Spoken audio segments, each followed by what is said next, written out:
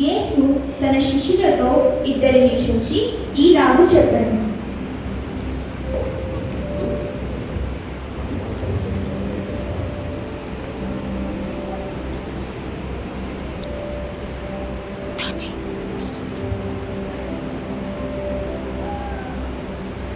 మీ ఎదుటనున్న గ్రామమునకు వెళ్ళుడి.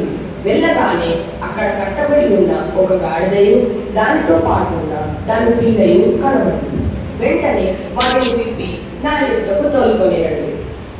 ఎవడైనను మీతో ఏమైనా అనిన ఎడల అవి ప్రభువునకు కావాల్సి ఉన్నవని చెప్పుడు. వెంటనే అతడు వాటిని తోలి పంపుడు.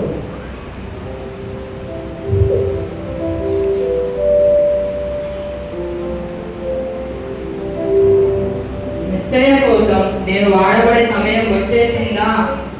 ఆయన మెస్సయ్య నన్ను ఎందుకు ఎన్నుకున్నాడు? ఎన్నో బలమైన జీవరాశులు ఉన్నాయిగా. ఇది నా గాడిద. ఈ గాడిద ప్రభువునకు కావలెను.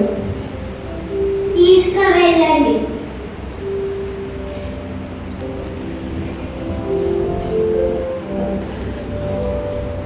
శిష్యులు వెళ్ళి యేసు ఆజ్ఞాపించిన ప్రకారం చేసి ఆ గాడిదను దాని పిల్లను తీసుకొని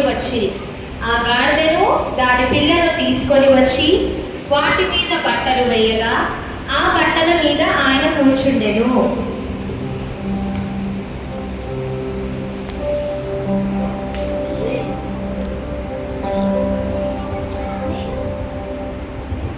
నేను రాజంటే గుర్రం పైన గంభీరంగా పెద్ద కిరీటంతో చాలా ఆర్భాటంగా వస్తాడనుకున్నానే.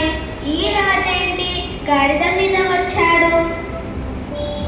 అవును, ఈయనేంటి కిరీటం లేకుండా గుర్రం పైన రాకుండా? అసలు ఈయనకి సైనికులే లేరుగా. ఈయన రాజేనా? నేను యుద్ధం చేయడానికి రాలేదు, ప్రేమను పంచడానికి, శాంతిని నెలకొల్పడానికి, తండ్రి చిత్తము నెరవేర్చడానికి వచ్చాను.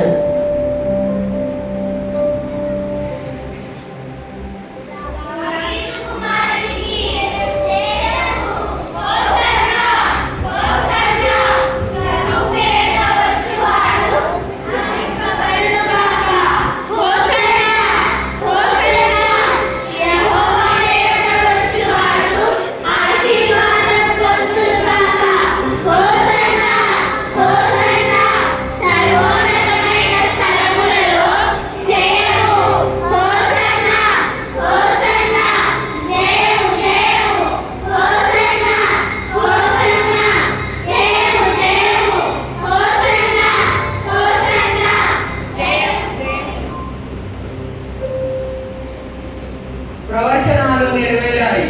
రాజులకు రాజు, ప్రభులకు ప్రభు నా మీద కూర్చొని ప్రయాణించాను. నేను బహు ధన్యుడిని. ప్రవచనం నెరవేరే భాగంలో నేను సిద్ధపడి ఉన్నాను కాబట్టి నేను వాడబడ్డాను. ఆయన రాకడ సమీపించింది.